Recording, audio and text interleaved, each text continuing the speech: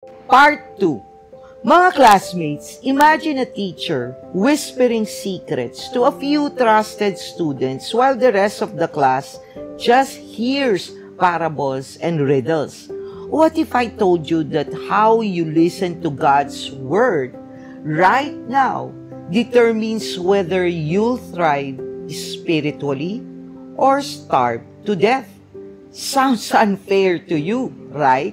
But what if those secrets weren't meant to exclude, but to invite deeper seeking people? In a world where people scroll endlessly, double tap for dopamine, and get outraged over sound bites, who really listen anymore? Mga classmates, let me ask you this. Have you ever heard something that went over your head only to realize later it was exactly what you needed to hear? What if that's how God speaks sometimes? And what if missing the message isn't because it wasn't shared, but because we weren't ready to listen?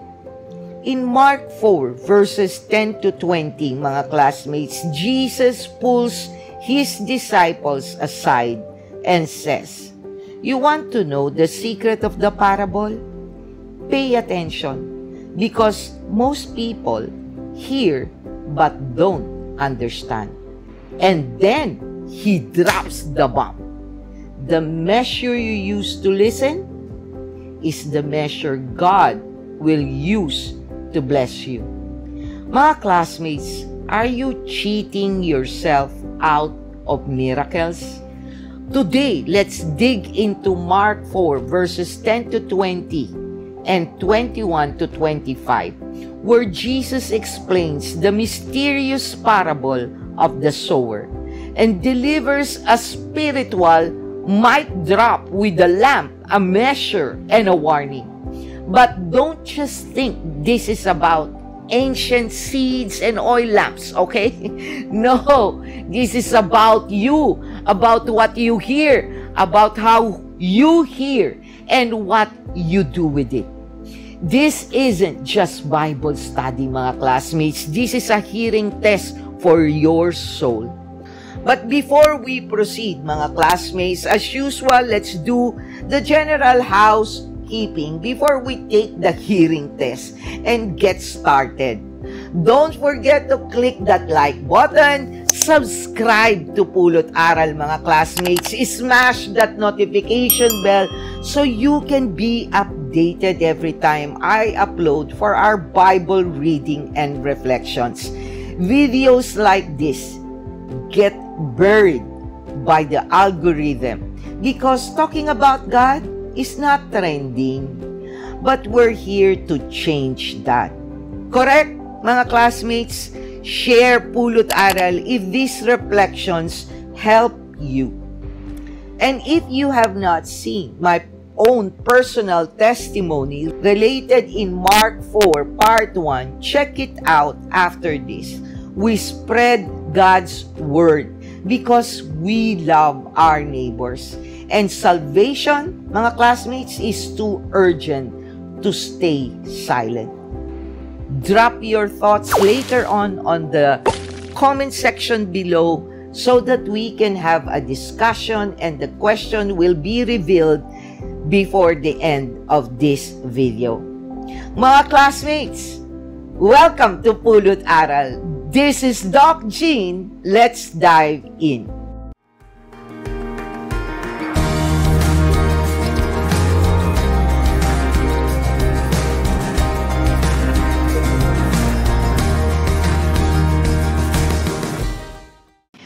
Before we start with our exciting discussion about Mark 4 verses 10 to 20 and 21 to 25, let's pray and have the Holy Spirit bless us with concentration, discernment, and desire to finish reading Mark 4 all the way. Heavenly Father, you are our protector, strength, and righteousness. Guide us, Father God, that we don't get bored, distracted, and deceived by your enemies, as you mentally reminds us that we should put on your full armor, Father God, so that I and my classmates can take our stand against the devil's schemes. For you say, Father God, that our struggle is not against flesh and blood, but against rulers, against the authorities, against the powers of this dark world, and against spiritual forces of evil in the heavenly realms. So bless us with your presence, Father God, that any of my classmates you brought here to watch this video has a conditioned heart, to make them hear what you want them to hear and see what you want them to see. May I, Father God, be truly become your effective tool to encourage them to personally read your scriptures and realize how wonderful it is to have a personal relationship with you, Father God. Let not our own biases, culture, religion, and politics be used by Satan to create dissension due to the Bible discussion on this video. Let us just speak your truth and not ours. Let them be moved, Father God, to help this channel grow so we can spread and build a Bible reading community who speaks your words. Increase, Father God, our desire, discern well, obediently do, and delight more to live a life according to your will. This we ask through Christ our Lord. Amen. Before we start the general overview, context, and discussion, mga classmates, let's first read Mark 4, verses 10 to 20 and 21 to 25 for the second part of Mark 4. I will be reading from the ESV version of the Bible. The purpose of the parables. And when he was alone, those around him with the 12 asked him about the parables. And he said to them, "To you has been given the secret of the kingdom of God. But for those outside, everything is in parables, so that they may indeed see, but not perceive, and may indeed hear, but not understand, lest they should turn and be forgiven." And he said to them, "Do you not understand this parable? How then will you understand all the parables? The sower sows the word, and these are the ones along the path where the word is sown. When they hear, Satan immediately comes and takes away the word that is sown in them. And these are the ones sown on rocky ground, the ones who, when they hear the word, immediately receive it with joy, and they have no root in themselves, but endure for a while. Then, when tribulation or persecution arises on account of the word, immediately they fall away. And others are the ones sown among the thorns. They are those who hear the word, but the cares of the world and the deceitfulness of riches and the desires for other things enter in and choke the word, and it proves unfruitful. But those that were sown on the good soil are the ones who hear the word and accept it, and bear fruit 30-fold and 60-fold and 100-fold. A lamp under a basket. And he said to them, "Is a lamp brought in to be put under a basket or under a bed, and not on a stand? For nothing is hidden except to be made manifest, nor is anything secret except to come to light. If anyone has ears to hear, let him hear." And he said to them, "Pay attention to what you hear. With the measure you use, it will be measured to you, and still more will be added to you. For to the one who has, more will be given. And from the one who has not, even what he has will be taken away. Okay, mga classmates, scene check. Let's discuss the context of Mark 4, verses 10 to 20 and 21 to 25. Jesus just told the parable of the sower to a massive crowd. Now the disciples pull him aside like, boss, what's the real meaning? And Jesus does not scold them. He starts to decode and explains, but with a warning. You get the secrets because you ask. The rest, they hear, but miss it. This was radical, mga classmates. Rabbi often spoke in parables, word puzzles that only the spiritually hungry would chase after. In Jesus' day, religious leaders hoarded knowledge like a VIP tickets. But Jesus, He rewarded hungry hearts. And His next words, even crazier. You think this is just a farming story? No. This is how God's kingdom works. That's the context here. Jesus is training His disciples to see beyond the surface. It's not just about listening to a good story. It's about pressing in, asking for understanding, obeying. He breaks down the four soils: the path, hard hearts; rocky soil, shallow faith; thorny ground, choked by worries and wealth; and good soil, fruitful listeners. But He doesn't stop there.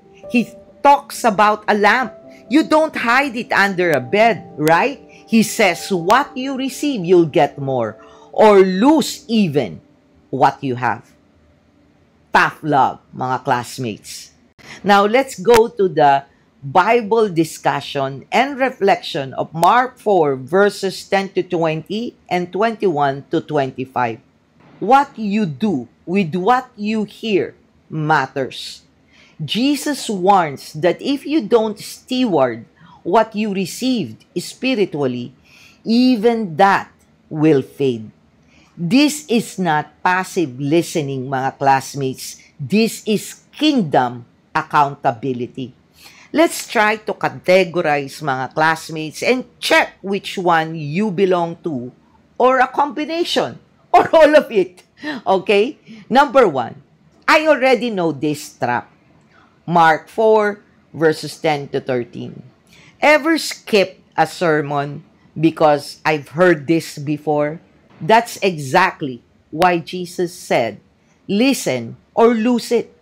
The disciples asked and got more. The crowd assumed and got nothing. Mga classmates, we are the soil, not the seed.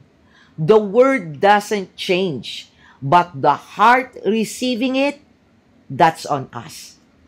TikTok culture has made us thorny soil, always distracted, never deep. Number 2, the selective hearing habit. Mark 4, verses 14 to 20. Not all listeners are learners. Everyone heard Jesus, but only a few learned in. Today, we hear podcasts, preachers, even pulot aral. But are we meditating or multitasking?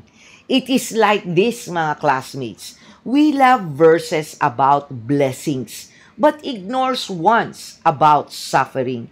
Like only eating lechon skin, missing the meat.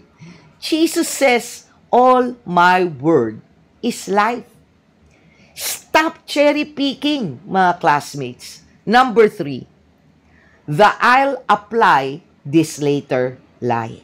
Mark 4, verses 21 to 25. God reveals to seekers, not spectators. Some people say, God is not speaking to me. But are you asking? Are you silent enough to hear? Mga classmates, it is like you do this. I'll eventually forgive, give, obey. But Jesus warns, the measure you use now is equal the blessing you get later. Delay equals diminish. Mga classmates, let me show you a real-life example. Every morning, I send a good morning Bible verse greetings. I'm wondering, how many truly read and reflect on it? If you receive one from me. How many just click the like or hear button without even reading the greeting and reflection? We don't pray, don't discern, and don't love the word. You just repost it without understanding or even verifying. It looks like light, but it has no oil. Mga classmates, it's like putting a lamp under a filter, not a bowl. You're sharing truth but without intimacy or discernment. That's what Jesus was warning us about. The lamp must shine, not trend. Ask yourself, mga classmates, what's one truth from God's Word you've been hearing but not applying? And what is stopping you? Comment below on the comment section. By the way, mga classmates, if you want to hear and learn more about the parable of the sower, then I hope you will be watching the entire Mark 4 Part 1 or go deep dive on the Gospel of Matthew. Thank you for joining me, mga classmates, in today's Bible reading and reflection from the Gospel of Mark 4, verses 10 to 20 and 21 to 25. Till next time, may God bless you all. Always stay safe and be healthy. This is Doc Jean. Bye!